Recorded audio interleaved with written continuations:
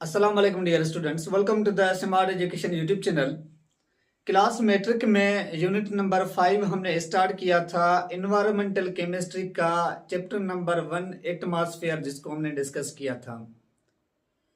अब उसी का सेकंड लेक्चर आज हम डिस्कस करते हैं कि what is the difference between troposphere and stratosphere.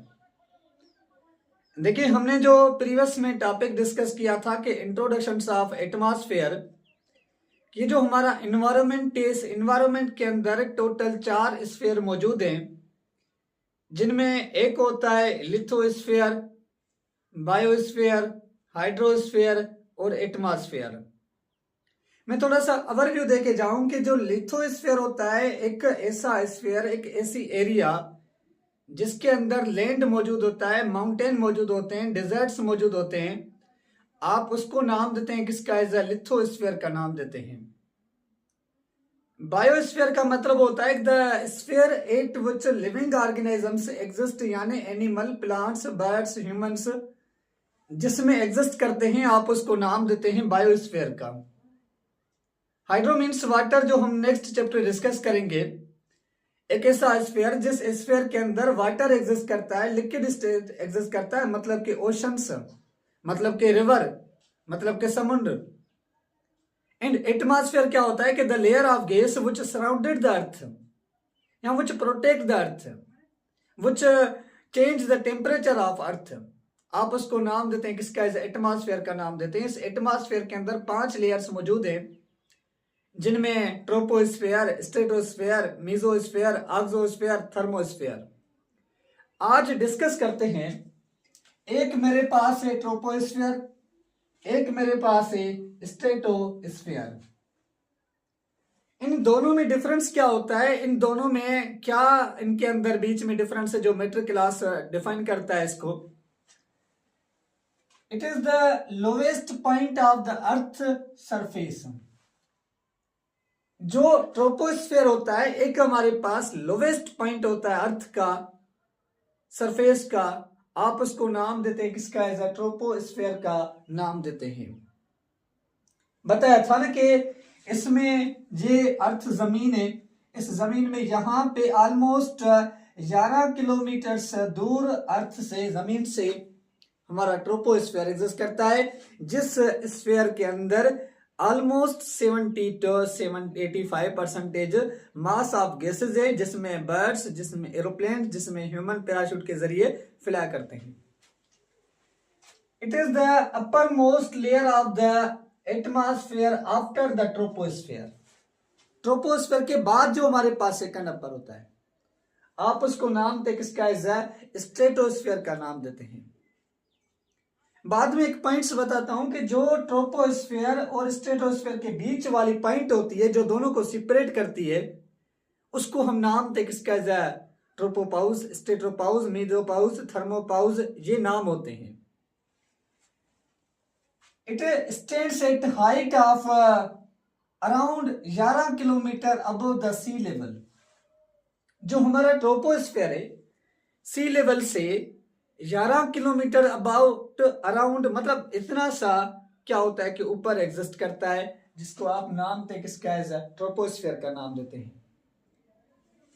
लेकिन जो स्ट्रेटोस्फेयर होता है, rise up to the 50 kilometres above the sea level, almost, मतलब कि अराउंड, किसी बुक में 50, किसी बुक में 55 लिखा होता है, लेकिन ऑलमोस्ट इतना सा क्या होता है कि सी लेवल से ऊपर एग्जिस्ट करता है, जिसको आप नाम देते हैं स्ट्रेटोस्फेयर का नाम देते हैं।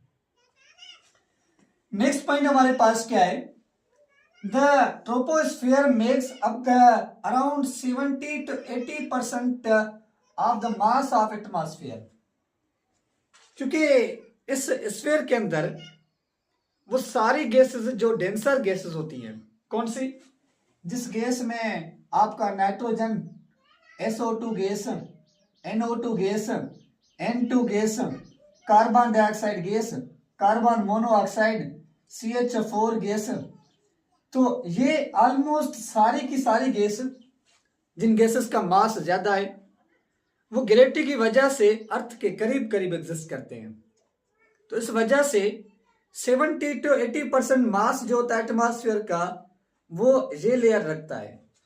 अगर हम बात करें the stratosphere is for less amount of atmosphere than troposphere, मतलब कि स्ट्रेटोस्फीयर के अंदर जो मास होता है गैसेस का ना वो बिल्कुल कम होता है, क्योंकि हमसे दूर है अर्थ से, जमीन से, सी लेवल से, तो ग्रेविटी की वजह से वो गैस जिनका मास बिल्कुल कम होता है, तो जिसकी वजह से इस लेयर के अंदर O3 ओजोन मौजूद होता है। बाकी ऑलमोस्ट गैसेस में एग्जिस्ट नहीं करते, ज्यादा मास वाला सिर्फ ओजोन है, बाकी तो नहीं है। तो इस वजह से इसका मास जो होता है वो बिल्कुल कम होता है, लेस होता है किससे, ट्रोपोस्फीयर से। Ozone which is found is a polluting gas, उसकी वजह मैं बताता हूं कि यहां पे ट्रोपोस्फीयर में क्या होता है, ओजोन एग्जिस्ट करता है। अगर वो ओजोन इस लेयर में आ गया, क्योंकि यहां पे देखे ना कि the presence of ozone has shield planet from the UV radiations, ये जो फॉर एग्जांपल सन रेडिएशन से ये हमारे पास अर्थ है, यहां पे बीच में ओजोन लेयर बना हुआ है ऑक्सीजन का, O3 का। सन में से रेडिएशंस निकलते हैं डिफरेंट टाइप के, उनमें से एक रेडिएशंस होता है जिसको कहा जाता है अल्ट्रावायलेट रेडिएशंस, काफी ज्यादा खतरनाक रेडिएशंस है। अगर वो रेडिएशंस अर्थ पे आ गया तो कैंसर का काज हो जाता है, प्लांट्स की रिस्पिरेशन कम हो जाती है। तो ये ओजोन क्या करता है कि उन रेडिएशंस को यहां से रिफ्लेक्ट करता है, वापस भेज देता है। बाकी जो यूवी के अलावा रेडिएशंस होते हैं वो यहाँ पे अर्थ पे आते हैं, जमीन पे आते हैं। तो अगर ये ओजोन इस लेयर में आ गया, कौन से लेयर में, ट्रोपोस्फीयर में, तो ये पॉल्यूटिंग गैस बन जाता है। तूफान हवाओं का जो प्रेशर होता है वो बढ़ जाता है और एसिडिक ऑक्साइड है, उसकी वजह से पॉल्यूटिंग कन्वर्ट हो जाएगा। लेकिन इस लेयर में एग्जिस्ट है, तो यहाँ पे आप ऐसे समझे हमारे लिए एक चौकीदार फौजी खड़ा है प्रोटेक्शन के लिए, जैसे फौजी बॉर्डर पे होते हैं दुश्मन से बचाने के लिए। तो आप वहां पे एक यूज करते ना कि अगर वो जो पुलिस वाला, वो जो फौजी बॉर्डर पे खड़ा है तो हमारे लिए प्रोटेक्शन से, अगर वो हमारे शहर में आ गया तो हमारे लिए प्रोटेक्शन नहीं होता। सेम वही पॉइंट्स, अगर ये ओजोन सेकंड लेयर में मौजूद है तो हमारे लिए फायदे है, यूवी से बचाएगा। लेकिन अगर वो हमारे लेयर में आ गया, एटमॉस्फेयर में के नीचे ट्रोपोस्फीयर में आ गया, तो वहां पे पॉल्यूट बन जाता है, गैस बन जाता है। The temperature of troposphere almost 15 Celsius से लेकर 56 सेल्सियस तक एग्जिस्ट करता है। जैसे जैसे आप बॉटम से टॉप पे जाते हैं ना, एयर का प्रेशर कम हो जाता है। एल्टीट्यूड इंक्रीज होने से एयर का प्रेशर डिक्रीज होता है, तो टेम्परेचर भी कम हो जाता है। अर्थ पे टेम्परेचर ज्यादा, जैसे जैसे आप ऊपर जाएंगे टेम्परेचर डिक्रीज होता जाएगा। ये पॉइंट्स याद रखना।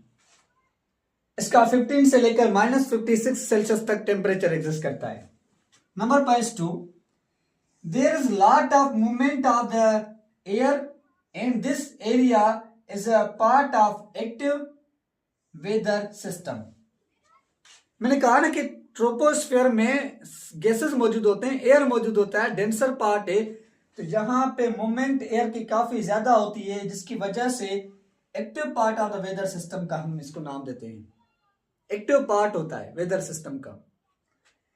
लेकिन there is lack of air, इस स्फीयर के अंदर जो हवा है, जो गैसेस हैं, वो कम होने की वजह से, एयर ना होने की वजह से इसके में मूवमेंट ऑफ एयर बिल्कुल कम होता है। Next point sir, almost all plane pass through this layer. तो मैं बताया ना आपको कि जो ऊपर है वो यूवी रेडिएशंस की वजह से एरोप्लेन्स वहां पे नहीं जा सकते, तो एरोप्लेन्स सिर्फ फ्लाई करते हैं ट्रोपोस्फीयर में। लेकिन जो एरोप्लेन्स हमारे पास होते हैं are not permitted in this layer, छो त इन लेयर जे अंदर यूवी रेडिएशंस हूंदा आहिनि। उहे यूवी रेडिएशंस असांजे लाइ, एरोप्लेन जे लाइ, इंसान ज़ात लाइ ख़तरनाक हूंदा आहिनि, उहे पास थी वेंदा आहिनि उन्हनि मां, जंहिंजे करे nitrogen, oxygen, carbon dioxide and water vapours are in the most essential जो गैस है इन दिस लेयर में। लेकिन ये गैसेस वरी जो इसमें मौजूद नहीं होते। In this layer water vapours and gas are quite lower quantity में, बिल्कुल थोड़ी क्वांटिटी में एग्जिस्ट करते हैं।